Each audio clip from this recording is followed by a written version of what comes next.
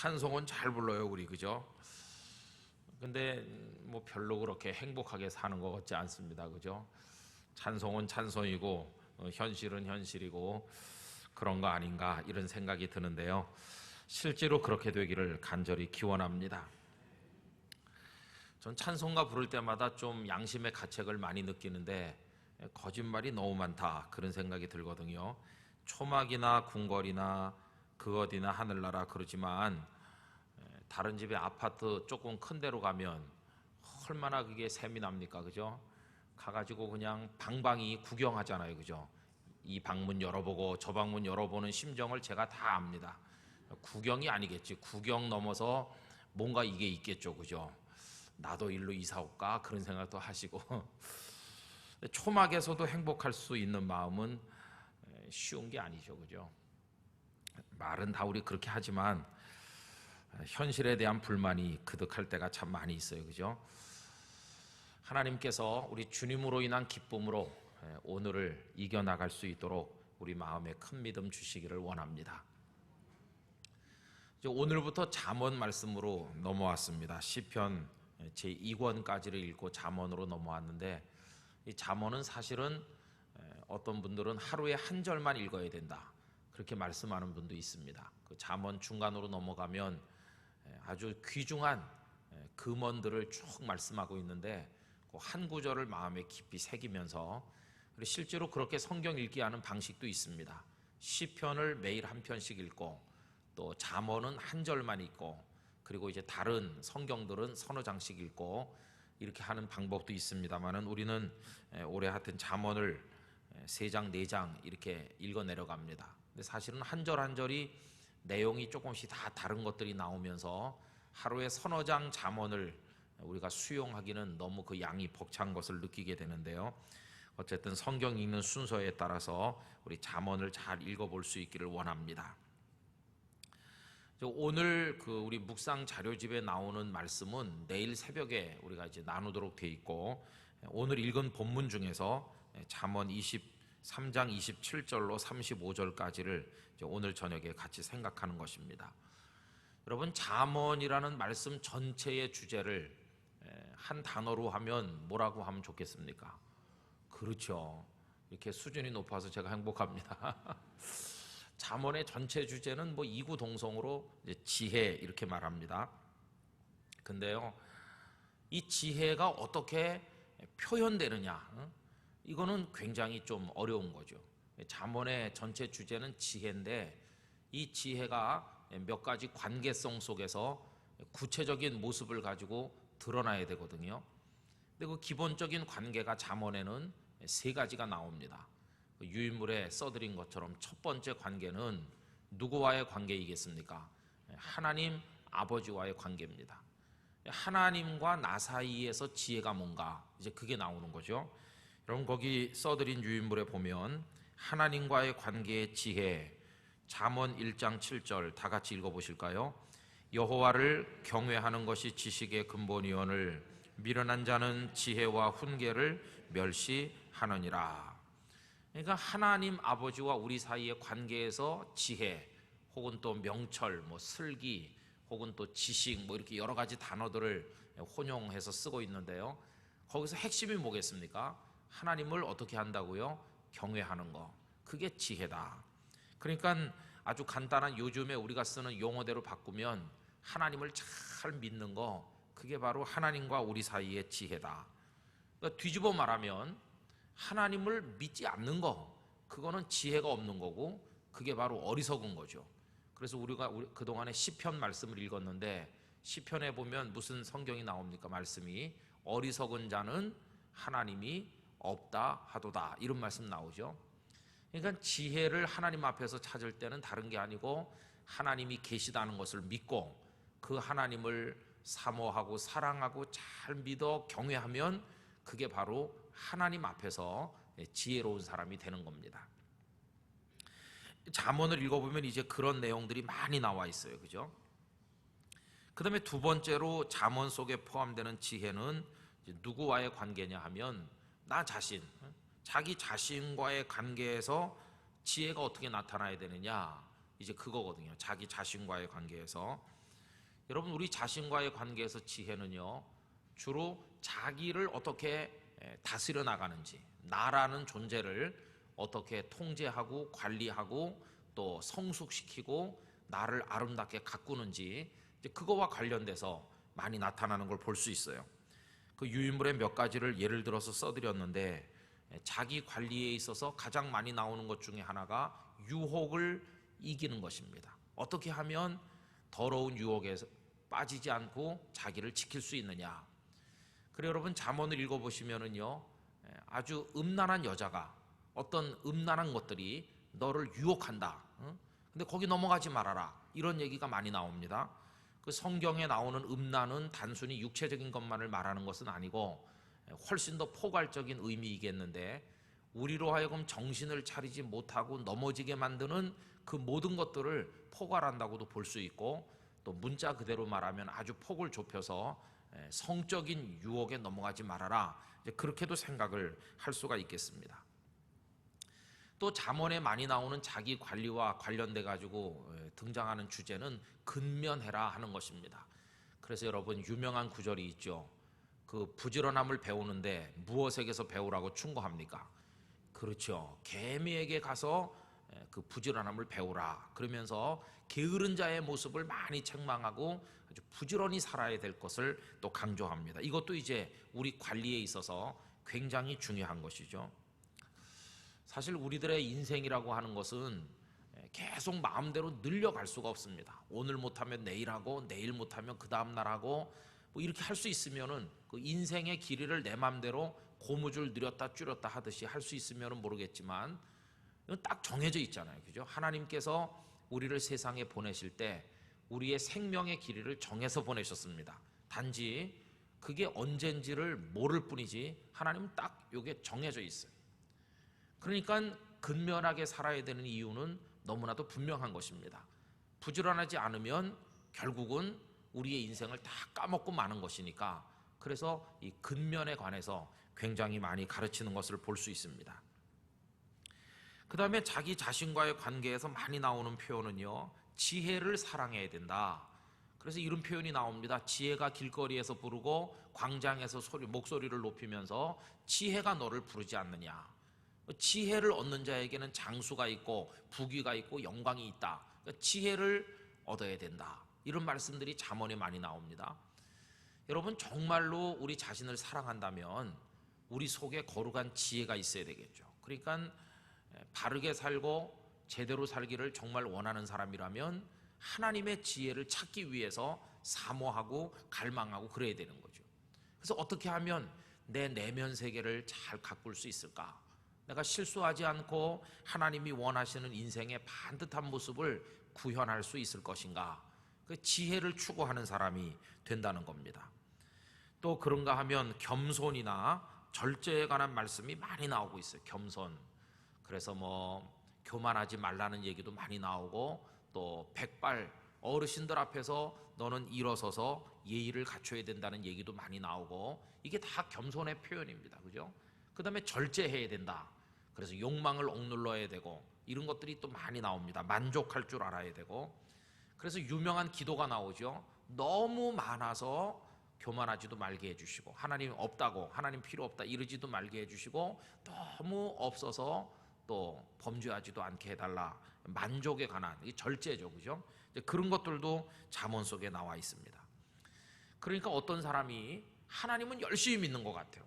일주일에 매일같이 교회 와서 살다시피 하고, 남이 보면 저 하나님께 미친 여자다, 저 하나님께 미친 남자다, 교회밖에 몰라.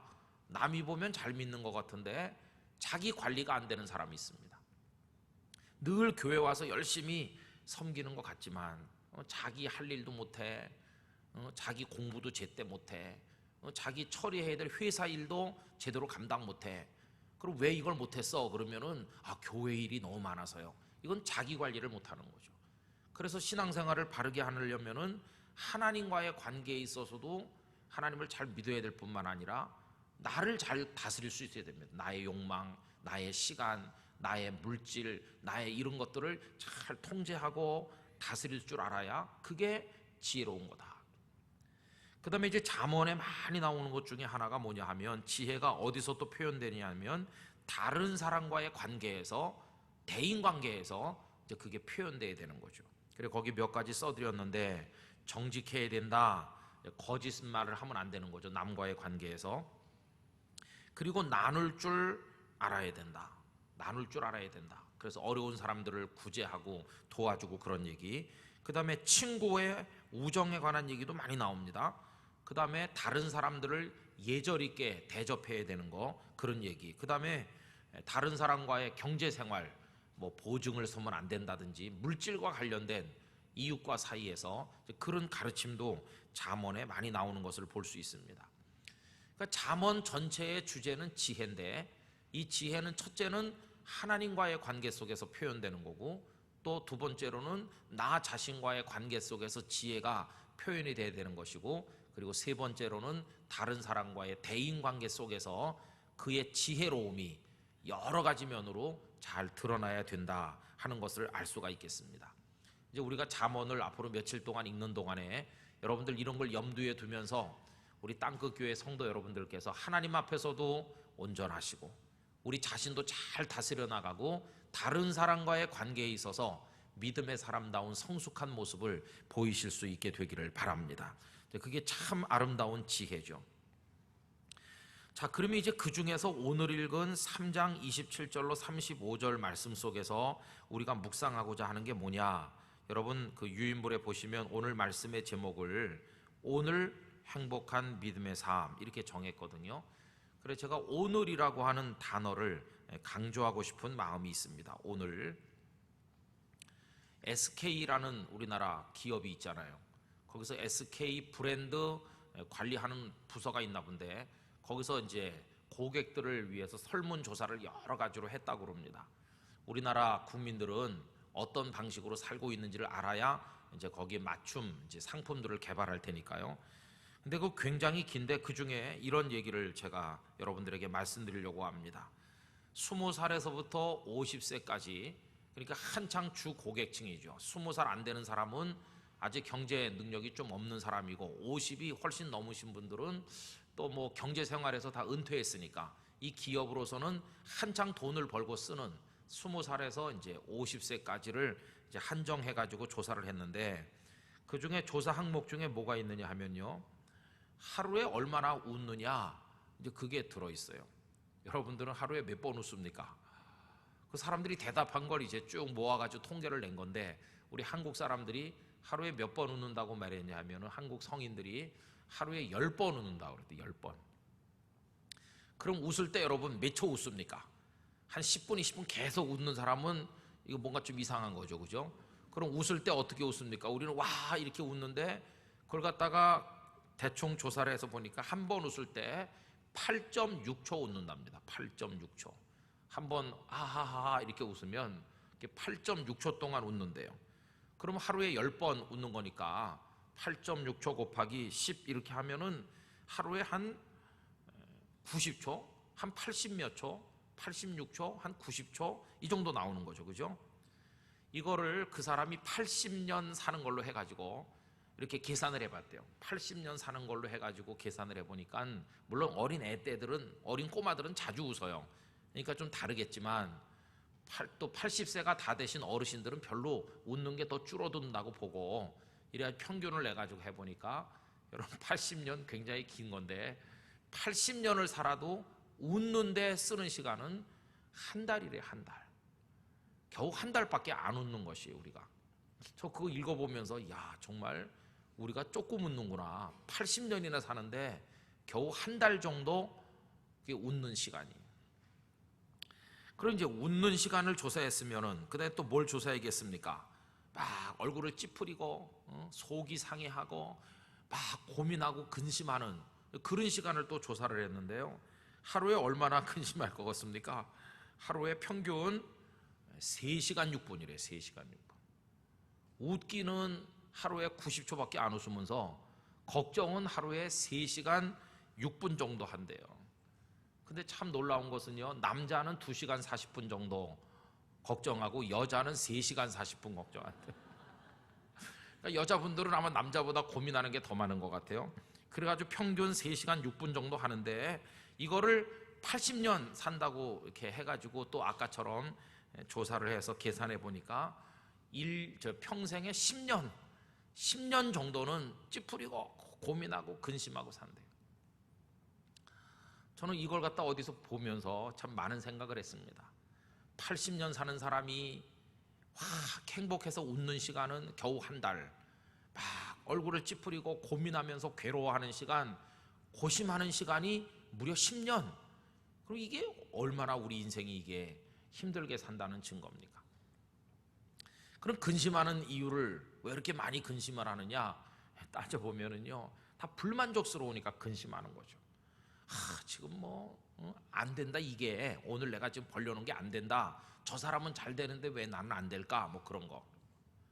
부족하다, 돈이 말이지 조금 더 있어야 되는데 모자란다, 방이 하나 더 있으면 좋겠는데 식구는 많은데 방이 2개밖에 없다든지, 하여튼 그런 5만 가지 걱정이 다 많은 것이죠. 하여튼 어딘가 불만족스럽고 원망스럽기 때문에 이제 불만을 가지다 보니까 그게 근심이 되고 염려가 되는 거고요. 그런 사람들은 대개 뭘 생각하겠습니까? 오늘은 내가 수입이 요거밖에 안 되지만 내후년에는 이만큼 늘어나겠지. 그러면서 미래를 늘 바라본다는 겁니다. 오늘은 이렇지만 조금만 견뎌보자, 그러면서 내일을 바라보는 거죠. 그러나 여러분, 하룻밤 자고 깨면 내일이 됐는데 그 내일은 이름이 바뀌었어요. 하룻밤 자고 깨면 내일이 뭘로 이름이 바뀝니까? 또 오늘이 된 거예요. 내일은 또 오늘이 됐어요. 그럼 그 오늘에는 근심이 없느냐? 그 오늘에도 또 색다른 걱정, 성질이 다른 또 다른 고민, 그게 또 오는 것이. 그래서 여러분, 예수님의 말씀이 정말 기가 막힌 말씀입니다. 내일 일을 위하여 뭐 하라고 말씀합니까? 염려하지 말라고.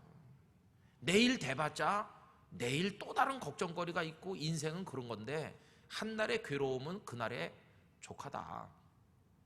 여러분, 예수님께서 말씀하시고자 하는 진의가 뭐겠습니까?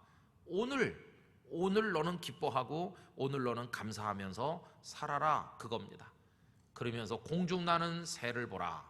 누가복음에서는 그걸 까마귀라고 번역하고 있는데요, 공중에 나는 까마귀 한 마리, 시커멓고 별 볼 일도 없어 보이는 그런 까마귀 한 마리, 또 들에 피어있는 들 백합화 한 송이, 바람에 곧 꺾일 것처럼 하늘거리는 보잘것없는 꽃 한 송이, 그걸 예를 들시면서 공중 나는 새를 하나님께서 먹이시지 않냐, 들판의 백합화를 솔로몬의 모든 영광으로 입은 옷보다도 더 아름답게 입히시지 않느냐, 이렇게 말씀하시면서 무얼 먹을까 무얼 입을까 염려하지 말라고, 이것은 세상 백성들이, 이방인들이 구하는 것이다. 그러면서 너희들은 이것들보다 얼마나 더 귀한 존재냐, 그러면서 하나님의 나라와 그의 의를 구하라고 예수님 말씀하지 않으셨습니까? 근데 결국 우리가 하나님의 축복 가운데 살아가는 비결은, 하나님, 오늘은 내가 이렇게 죽을 지경이지만 내일 되면 좋아지겠죠? 그러면서 사는 것보다 더 성숙한 모습은 뭐냐 하면, 내일은 하나님의 손에 맡겨버리는 것이고 오늘 행복한 사람으로 사는 게 중요하다는 것이. 오늘 기쁘고, 오늘 지금 여기 앉아 있는 게 감사하고, 오늘 내가 이만한 건강 가지고 있는 것이 너무너무 감사하고, 오늘 저녁이 얼마나 평안한 저녁입니까? 여러분, 오늘도 오전에 저는 병원에 입원한 환자들, 수술 앞둔 집사님 쫓아다니면서 신방을 했습니다. 그리고는 WCC 그것 때문에 부산 장신대에서 모이는 회의에 갔다가 오후에 한 4시나 다 돼가지고 들어왔습니다. 그리고 또 이제 수요 예배이기 때문에 내일 새벽 기도며 또 성경을 읽고 또 준비를 하고, 오늘도 5분도 놀지 않고 하루 종일 새벽 기도 때 나와가지고 이제 이렇게 종종걸음으로 돌아다녔습니다. 근데 오늘이 얼마나 감사합니까, 그죠? 그리고 저녁 7시가 다가오니까 밑에 우리 교우님들이 오시는 소리가 들리기 시작을 하고, 저 계단에서 내려오니까 우리 부목사님들 저 뒤에 서 계신 말소리도 들리고, 여기 들어와 앉아 있으니까 또 여러분들 오셨고, 여러분, 이 저녁의 이 평화로움은 마치 밀레의 그 만종 그림에 나오는 것처럼 정말 평화롭고 아름다운 시간입니다. 이 공간 안에 이 시간의 축복이 이게 돈으로 살려고 하면 사기 어려운 겁니다.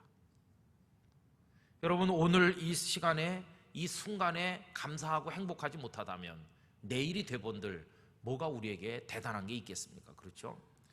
그래서 오늘 말씀의 제목을 오늘 행복한 믿음의 삶 이렇게 정해보게 됐다는 것입니다. 오늘 읽은 본문이 그걸 우리에게 말해주고 있어요.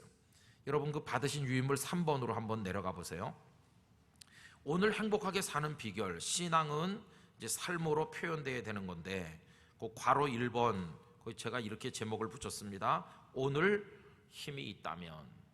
여러분 거기 27절 28절 다시 한번 다 같이 소리내서 읽어봅시다. 네 손이 선을 베풀 힘이 있거든 마땅히 받을 자에게 베풀기를 아끼지 말며 내게 있거든 이웃에게 이르기를 갔다가 다시 오라 내일 주겠노라 하지 말며. 아멘. 무슨 얘기입니까? 네 손이 선을 베풀 힘이 있거든 이라고 할 때 그 힘이 언제 있는 겁니까? 언제? 지금이죠. 지금 누가 나한테 와가지고 집사님 나 좀 도와줄 수 있습니까? 이럴 때 지금 내가 그 힘이 있다면, 도와줄 힘이 있다면 지금 그냥 바로 도와주라는 겁니다. 지금 그 지금이 오늘이죠. 오늘. 집사님 미안해요. 내일 되면 내가 내일 시간 좀 내고 아마 내일은 내가 도와드릴 수 있을 것 같아요. 그러지 말라고 말씀하잖아요. 방금 읽은 28절에 보면 내게 있거든 없다면 뭐 못하는 거죠. 없으면 못하는 거죠. 그죠? 집사님 미안해요. 지금 내 주머니에 돈이 하나도 없고 오늘은 내가 시간이 진짜 없어요. 없는 건 뭐 못하는 거죠. 그러나 내게 있거든 오늘이라는 시간 동안에 내가 시간도 있고 능력도 있고 물질도 있고 내게 있다면 바로 그 순간에 도와주라는 겁니다. 그래서 갔다가 다시 오라 내일 주겠다 이러지 말라는 겁니다. 오늘 할 수 있으면 오늘 하라는 거죠. 오늘 사랑할 수 있으면 사랑해야 되고 오늘 섬길 수 있으면 섬기는 거고 오늘 봉사할 수 있으면 하는 거고 현재 가진 걸로 하라는 겁니다. 하나님 오늘은요 내가 100원어치밖에 없어요. 그런데 내일 모레쯤 되면 한 10,000원이 생겨요. 그러니까 내가 내일 모레 10,000원을 가지고 크게 한번 해보겠습니다. 이러지 말라는 겁니다. 하나님의 뜻은 내일 모레 10,000원 되기를 기다리지 말고 오늘 너 100원어치만큼의 시간 100원어치만큼의 정렬 있으면 그 100원어치만큼만 하라는 겁니다. 하나님께서 우리에게 요구하는 게 바로 그것입니다. 저는 이게 교회 차원에서도 똑같다고 생각하는데 우리 땅끝 교회가 더 큰 교회가 되고 더 힘이 생기면 그때 가서 이렇게 말하면 안 되고 우리가 힘이 없다면 못하지만 힘이 있다면 내게 있거든 갔다가 내일 다시 오라 이러지 말라고 그러잖아요. 여러분 저는 우리가 할 수 있는 일이라면 오늘 매일같이 하면서 하나님을 섬기는 교회가 돼야 된다고 믿습니다. 이게 하나님의 말씀이 그러한 것이죠. 그죠? 그래서 여러분 흔히 하는 말 중에 무슨 말이 있냐 하면은 사랑은 타이밍이 중요하다 그렇게 얘기하잖아요. 사랑은 타이밍이 중요하대요. 예수님께서 십자가를 앞두고 계실 때 예수님의 가슴을 감동시킨 사랑의 행위를 했던 한 여성이 있죠. 여러분 그가 누구입니까? 마리아입니다. 마리아가 향유를 가지고 와서 향유가 담긴 옥합을 다 깨가지고 예수님께 쫙 부어드렸잖아요. 그때 가룟 유다가 막 시기를 하면서 이걸 팔아서 300데나리온을 받아가지고 가난한 사람들 주면 좋겠다고 시비를 걸 때 예수님께서 딱 하신 말씀이 타이밍 얘기입니다. 타이밍.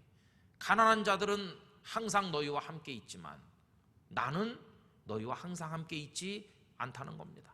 지금 안 하면 못한다는 겁니다. 왜? 예수님은 이제 십자가 지고 죽으실 테니까요. 내가 십자가 질 날이 다가오는데 오늘 못하면 못하는 거다. 그러니까 사랑이라고 하는 것은 타이밍이 있는 거죠. 그때 못하면 영영 그 기회를 얻을 수가 없어요. 근데 우리는 이걸 잘 모릅니다. 저부터도 내일 하지 뭐 이럴 때가 얼마나 많은지 몰라요. 여러분 누가 여러분들에게 따뜻한 말 한마디를 기대한다면 그 말씀을 해주실 수 있을 때 바로 그때 해주실 수 있기를 원합니다. 주머니 속에 많은 돈은 아니지만 돈 10,000원이라도 줄 수 있을 때 주는 거고 도울 수 있을 때 하는 거고 그러니까 오늘이 중요하고 더 좁혀서 말하면 지금이 중요한 거죠. 지금. 그게 바로 지금을 행복하게 살아가는 비결이라 하는 사실을 우리에게 가르쳐 준다는 것입니다. 그래서 여러분 죽음에 관한 글을 많이 써서 유명한 퀴블러 로스라는 분이 있거든요. 엘리자베스 퀴블러 로스라는 분이 죽음 현상에 대해서 심리학적으로 많이 연구한 분인데, 그분이 죽음에 대한 연구를 하면서 그럼 행복하게 사는 법이 뭔가라고 할 때 그 대답을 사랑해서 찾고 있는데요. 데이비드 캐슬러의 인생 수업에 보면 그 퀴블러 로스의 글을 따다가 인용하는 대목이 있는데 제가 한번 읽어보겠습니다. 삶이라는 여행을 하는 동안 우리는 사랑하는 법을 배워야 합니다. 당신의 임무는 사랑을 찾는 게 아닙니다. 사랑을 찾아다니는 게 아니래요. 당신의 마음속에 스스로 만들어 놓은 사랑의 방해물을 찾아내는 것입니다. 많은 사람들이 사랑을 찾아 헤매기는 하는데 사랑을 하지는 못한대요. 왜 그러냐 하면은 자기도 모르는 사이에 자기 마음속에 사랑을 못하게 만드는 이유들을 자꾸 만들어 놨대요. 오늘은 뭐가 없으니까, 오늘은 뭐 때문에, 저 사람은 저러니까, 나는 이러니까, 그러면서 사랑이 이루어지지 못하게 만드는 방해물들을 내 스스로가 내 마음속에 이렇게 저렇게 많이 만들어 놓은 거예요. 그러면서 탄식해요.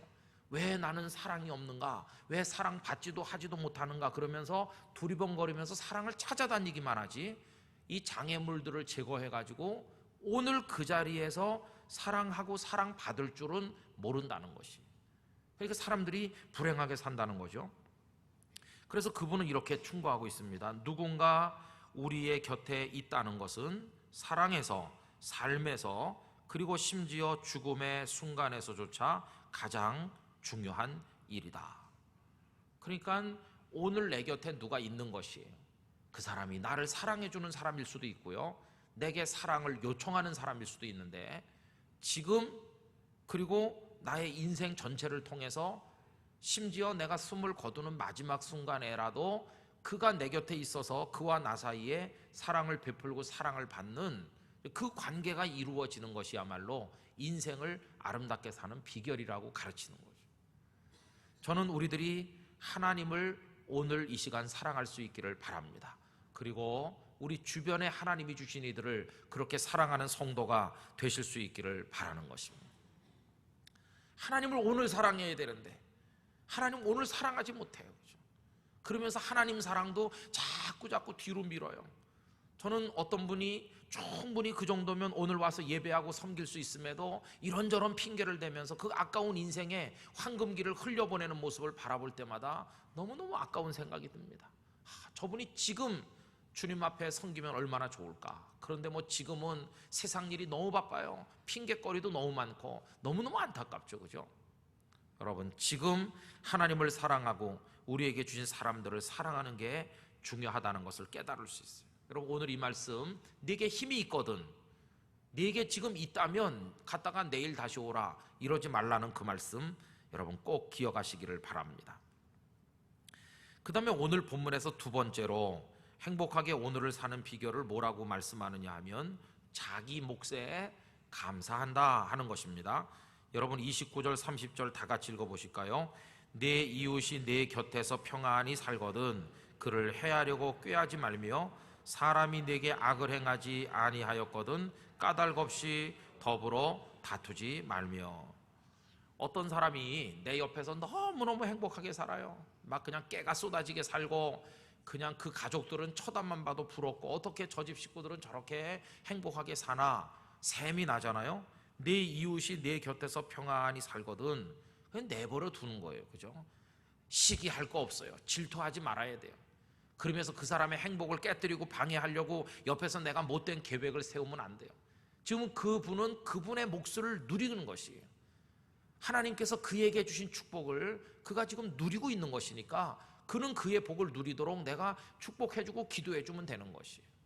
중요한 것은 나도 오늘 내게 주신 복을 누려야 된다고 하는 것이 중요한 것이에요. 괜히 잘 살고 있는 사람 딴지 걸어 넘어뜨리고 시기하고 헐뜯고 그 사람 잘 사는 꼴을 못 보고 이렇게 해가지고는 그건 아주 하나님 앞에 잘못된 것이. 하나님, 저분이 저렇게 하나님 앞에 행복하게 사니 하나님께서 저분에게 축복하시는 줄로 믿습니다. 저분이 잘 살게 해주세요. 그리고 저도 오늘 저의 인생의 울타리 안에서 하나님이 제게 주신 그 울타리 안에서 저도 감사하며 기쁘게 섬기며 살아가게 하여 주시옵소서. 이게 중요하다는 것이. 그래서 여러분, 이 삶을 오늘 행복하게 누리려면 다른 사람하고 나를 비교해 볼 생각 할 필요가 없어요. 근데 우리는 늘 비교하고 그것 때문에 시험에 드니까 생긴 속담이 뭡니까? 남의 떡이 어떻게 보인다고 그러죠? 그게 이제 문제인 것이. 이게 남의 떡이 크든지 작든지 내 떡이 크든지 작든지 그분은 그의 떡을 먹는 거고 오늘 나는 나의 떡을 먹는 거죠. 그죠? 근데 그 사람 떡이 크다고 빼앗아 오려고 하든지 그 사람 먹고 체하라고 저주하든지 이건 아주 악한 것이. 그래서 여러분, 어떻게 살면 행복하냐 하면은요, 생긴 대로 살면 행복한 겁니다. 생긴 대로. 어떤 목사님이 이제 설교집을 한 권 선물해 줘가지고 이렇게 첫 페이지 넘기니까 우리 집 식구들이 다 배꼽을 빼고 웃었습니다. 거기 이런 예화가 나오는 거예요. 어떤 사람이 거울 앞에 설 때마다 고민이 된대요. 왜 고민이 되냐면은 요새는 미인 미남이 되려면은요 얼굴이 너무 크면 안 돼요. 얼굴이 조금 해야 이게 늘씬해 보이거든요. 근데 뭐 이게 잘 됩니까? 그게 자기 마음대로 이게 안 되잖아요, 그죠? 어떤 분이 저보고 가발 쓰라고 그러는 분도 있는데 또 어떤 분은 반대합니다. 목사님 얼굴도 큰데 가발까지 쓰면 못 본다고 그래요. 뭐 생긴 대로 사는 건데 어떤 사람이 얼굴이 넓어가지고 고민이 됐나 봐요. 하나님, 얼굴이 좀 작아지게 하여 주시옵소서. 능치 못함이 없으신 하나님, 얼굴 좀 작아지게 해주세요. 그러면서 제 얼굴이 조망만해지길 원합니다. 믿습니다. 이게 응답이 잘 없거든요. 뭐 속이 타가지고 산기도 갔대요. 산기도 가서 바위돌을 붙들고 얼굴이 주먹만해지게 해주세요. 요 주먹만해지게, 이렇게 큰 얼굴이 주먹만해지게. 나중에 막 열이 받치니까 막 바위를 주먹으로 때리면서 막 두드리면서 몇 날 며칠을 기도했대요. 그래가지고 드디어 기도에 응답을 받았대요. 하나님께서 그의 기도에 응답해 주셨대요. 어떻게 됐을까요? 얼굴이 이렇게 주먹만큼 작아졌을까요? 그래서 응답됐을까요?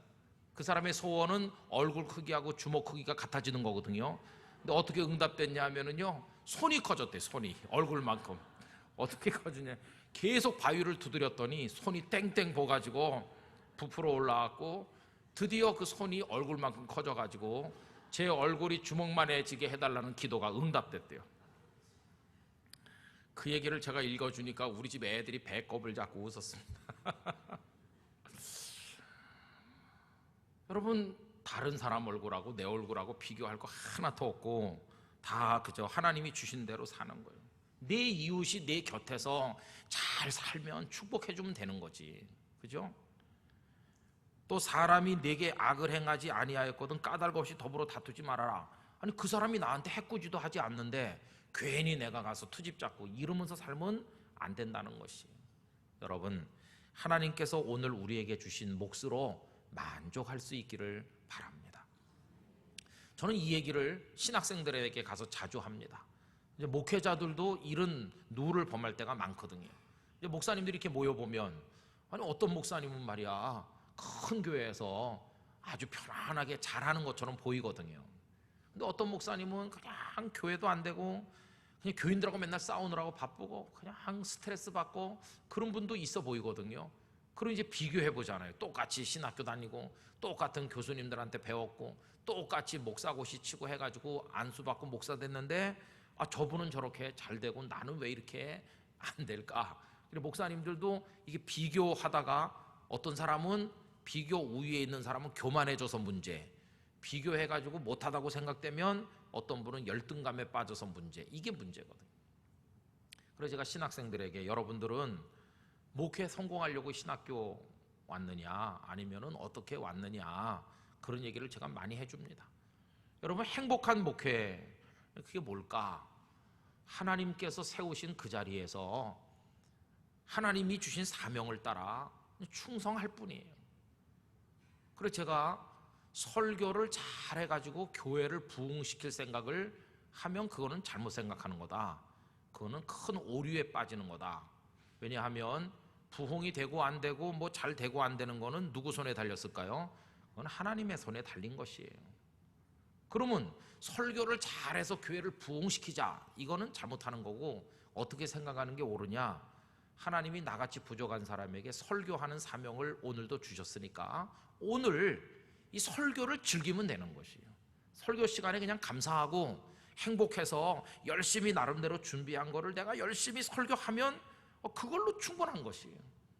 예배 끝나고 갈 때 목회자는 생각해 봐야 됩니다. 오늘 저녁에 설교할 때 너는 즐거웠냐? 설교하는 너 자신이 즐거웠느냐? 하나님 오늘 너무너무 감사합니다. 저같이 어눌하고 부족한 것을 오늘 저녁에도 설교를 하게 해주셔서 감사합니다. 그랬으면 그걸로 된 거예요. 그 목사님은 그걸로 충분해요.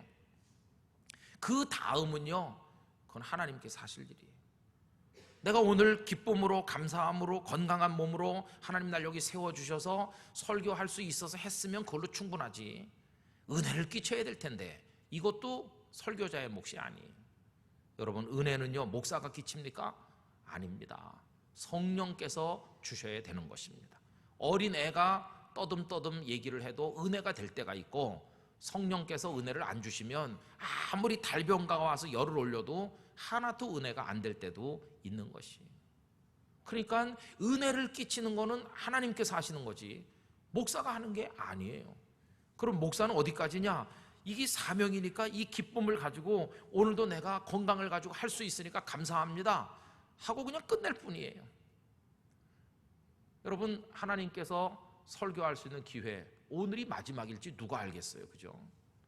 저는 지금도 잊혀지지 않는 게 동네 중앙교회 신동영 목사님께서 우리 김삼범 목사님의 큰아들인 목사님 저 울산에서 위임식 하는데 신동영 목사님이 오셔서 설교하셨거든요. 신동영 목사님은 제가 여기 영도 중앙교회 위임 목사로 위임받던 그날도 설교해 주신 분이시거든요. 부산서 아주 존경받는 목사님이셨죠. 그런데 그분이 김 목사님 위임식에 가셔서 울산에서 설교하는데 설교하다가 이렇게 쓰러지셨거든요. 설교 첫째 이겁니다. 새로 오는 목사님 이렇게 해야 됩니다 하고, 둘째는 이렇게 하면서 몸이 옆으로 넘어가요. 저 뒤에서 이제 카메라로 찍었거든요. 그 임직식을 남기려고. 근데 그 장면이, 쓰러지는 장면이 그대로 다 카메라에 찍혔거든요. 이사벨여고 강당에서 장례 예배를 드리는 날 제가 갔는데 마지막 모습을 보여드리겠습니다 그러면서 그 설교 장면이 화면에 나오는 거예요. 그 앞에 한 5분 정도 설교를 하시고 둘째 요지는 이겁니다 하면서 말은 하는데 몸이 이렇게 넘어가요. 거기까지가 이제 딱 끝이는 거예요. 화면이 거기서 끝났어요. 그게 그 목사님 마지막 설교였어요. 강단에 쓰러지셨거든요. 그러니까 놀래가지고 부축에 내려가서 이렇게 업고 나가가지고 앰뷸런스 해서 병원으로 옮기는데 병원에 도착도 하시기 전에 하나님 나라에 가셨거든요. 그러니까 그 목사님이 그날 부산을 출발해서 울산에 가시면서 오늘 내가 그 강단에 올라가는 게 내 마지막일 거라는 걸 아셨겠어요? 전혀 모르셨겠죠. 아마 목사님은 빨리 예배가 끝나면 저녁에 와서 또 무슨 일을 해야 된다고 생각하시면서 가셨을 거예요. 그죠? 그러니까 오늘 내가 맡은 일에 기쁨으로 살면 그걸로 충분한 것이에요. 오늘 여러분 건강하게 회사 갔다 오셨으면 그것으로 감사하시기 바랍니다. 오늘 저녁에 내가 집에 문 열고 들어갔더니 식구들이 다 강건하고 다 같이 모여가지고 오늘 저녁에도 오손도손 이야기꽃을 피우고 기도하고 편안히 잠자리에 들었다. 그게 감사한 것이에요. 뭐 옆에 사람이 해외여행을 가든지 말든지, 그 사람이 뭐 돈을 많이 벌든지 어떻든지 잘 사는 사람 있으면 하나님이 그분에게 주신 몫이니까 그분 축복해주고, 오늘을 내 몫에 감사하면서 살면 그것으로 족하다 하는 것이. 그리고 우리가 세 번째로 오늘의 삶에 감사하고 사는 믿음의 방법은 뭐냐 하면요, 모든 삶에 하나님의 손길이 개입하신다는 것을 믿어야 돼요. 여러분 31절로 33절까지 읽어봅시다. 포악한 자를 부러워하지 말며 그의 어떤 행위도 따르지 말라. 대저 패역한 자는 여호와께서 미워하시나 정직한 자에게는 그의 교통하심이 있으며 악인의 집에는 여호와의 저주가 있거니와 의인의 집에는 복이 있느니라. 아멘. 포악한 자를 부러워하지 말래요. 포악한 자가 그 악을 가지고 조금 떵떵거리고 잘 사는 것 같아도 부러워할 거 하나도 없어요. 왜 그렇습니까? 여호와 하나님이 그 사람 미워해가지고 개입하셔서 그래가지고 그의 모든 걸 다 끊어버리시는 거예요. 하나님께서 심판을 하셔도 하시고 하나님께서 복을 주셔도 주실 것이니까, 하나님이 우리 인생에 다 개입하시니까 그런 거 가지고 시시비비하면서 스트레스 받고 분노하고 그럴 필요가 없다 하는 걸 말해줍니다. 33절에도 악인의 집에는 여호와의 저주가 있다고. 그러니까 하나님, 저 사람이 나쁜 짓 많이 하면서 잘 사는데 내가 그 꼴을 못 보겠습니다 이러면서 괜히 흥분하지 말아라. 하나님이 다 개입하셔서 하신다. 그러니 너는 그냥 하나님이 너에게 주신 축복에 감사하며 오늘 행복하게 살아. 그거면 충분해. 그걸 우리에게 말씀하는 거죠. 여러분, 그래서요, 하나님의 개입을 믿는 게 이게 중요합니다. 지혜가 하나님께 표현될 때는 하나님을 경외해야 된다고 그랬죠. 하나님을 경외하는 게 뭡니까? 하나님께서 나와 너의 인생 속에 손을 뻗치고 들어오심을 믿는 것이 여호와 하나님을 경외하는 것입니다.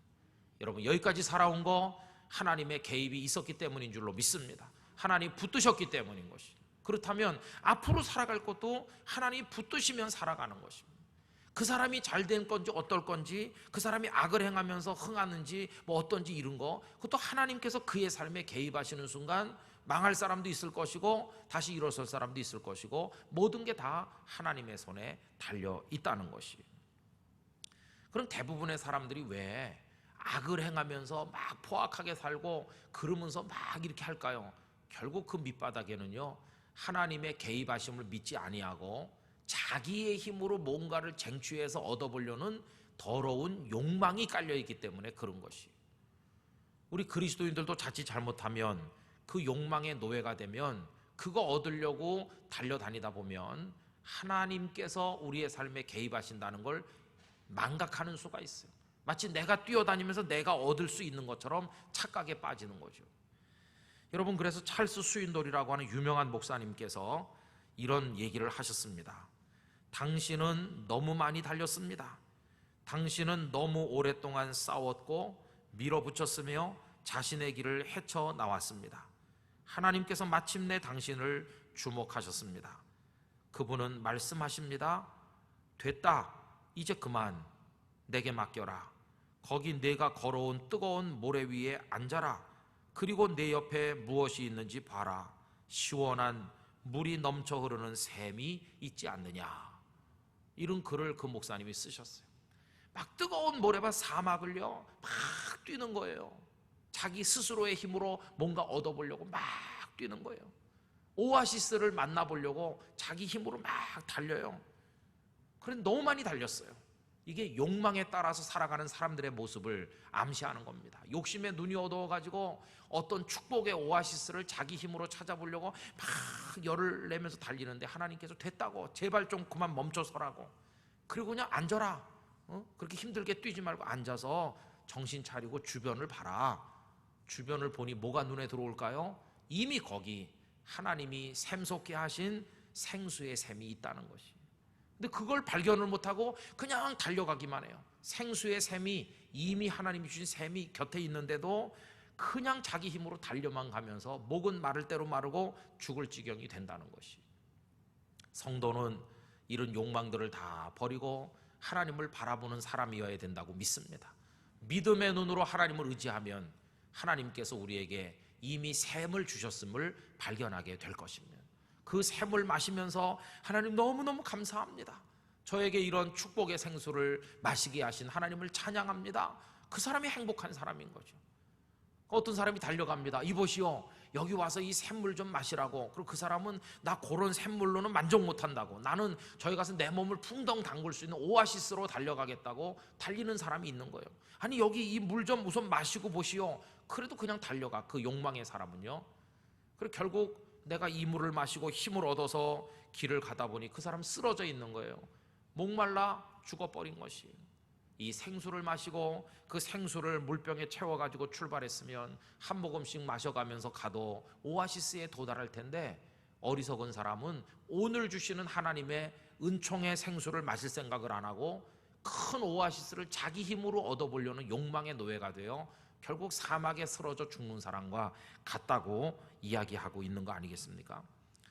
저는 그래서 중요한 거, 오늘 말씀의 제목처럼 오늘 행복하게 믿음으로 살아가는 삶, 그게 중요한 지혜라고 믿습니다. 그래 여러분, 그 4번 내려와서 보시면 어떤 영광도 우리에게 필요한데 그게 진정으로 복이 되는 영광이 뭐냐? 35절 다 같이 읽어보실까요? 지혜로운 자는 영광을 기업으로 받거니와 미련한 자의 영달함은 수치가 되느니라. 어떤 사람이 어떤 자리에 앉고 어떤 뭘 따내고 그래가지고 굉장히 성공하고 부귀 영달을 누리는 것처럼 보이지만 하룻밤 자고 나니까 그게 그 사람에게 수치가 되는 거예요. 수치. 차라리 그 사람이 그런 자리에 앉지 않았으면 저런 수치를 겪지 않을 텐데, 그 사람은 어떻게 그 자리에 앉았다가 수치를 당하나, 우리 이런 경우를 주변에서 많이 봅니다. 그렇죠? 그건 지혜로운 게 아니에요. 참된 영광이 못 돼요. 마지막엔 수치로 떨어지고 마니까 영광과 수치는 반대되는 거 아닙니까? 어떤 사람이 뭐에 당선되고 어떤 자리에 취임하고 박수 받고 꽃다발 선물 받고 이랬는데 며칠 지나니까 쇠고랑 차고 들어간다. 이건 수치죠, 그죠? 그건 하나님이 주신 게 아니에요. 그러나 지혜로운 자는 영광을 기업으로 받는다. 이건 누가 주신 거겠습니까? 하나님께서 주시는 영광. 하나님을 경외할 때 하나님이 주시는 영광, 순리적으로 하나님이 누리게 하시는 영광, 이게 진짜 참된 축복의 영광인 줄로 믿습니다. 우리가 누려야 되는 것은 그런 것이죠. 그래서 여러분, 결국 오늘 우리가 몇 절 말씀을 같이 나누는데 이 속에 흐르고 있는 것은 하나님을 경외하면서 하나님께서 오늘 우리에게 주신 것으로 기뻐하고 감사하며, 내 손에 힘이 있거든 어려운 이도 도와주고 감당하면서 오늘의 삶에 충실하게 사는 거, 그걸 하나님께서는 참된 복으로 말씀하고 계시다 하는 것입니다. 여러분, 우리 이런 기도를 오늘 저녁에 드리길 원합니다. 과분한 욕망, 지나친 욕망, 하나님 내 마음속에서 지워버려 주시옵소서. 그 욕망 때문에 내 눈이 어두워지고 내 마음이 더러워지고 탐욕의 사람이 되는 그런 일로부터 나를 건져 주시옵소서. 그리고 내가 고요한 눈으로 하나님을 바라보게 해주시고, 오늘 내 손에 주신 거, 내 삶에 내려주신 것에 감사하면서 하나님 앞에 살게 하심으로 범사에 감사하고 항상 기뻐하고, 그리고 또 쉬지 말고 우리 기도하면서 이것이 그리스도 예수 안에 있는 하나님의 뜻이라고 그랬으니까 그 하나님의 뜻대로 살면서 하나님을 섬기는 사람 되게 하여 주시옵소서. 이런 기도를 드리게 되길 원합니다. 여러분, 이제 이 말씀을 이만큼 드려놓고 아까 그 불렀던 찬송가 가사를 다시 생각해 봐야 되는 거죠. 초막이나 궁궐이나 그 어디나 하늘나라가 되실 수가 있겠습니까? 이걸 잘 대답해 보시기 바랍니다. 여러분들이 다 그 질문에 대해서 진짜 믿음으로 아멘 할 수 있다면 오늘 본문 말씀에 꼭 맞는 성도가 되시는 거라고 생각합니다. 여러분들에게 그런 축복이 임하시기를 주님의 이름으로 축원합니다.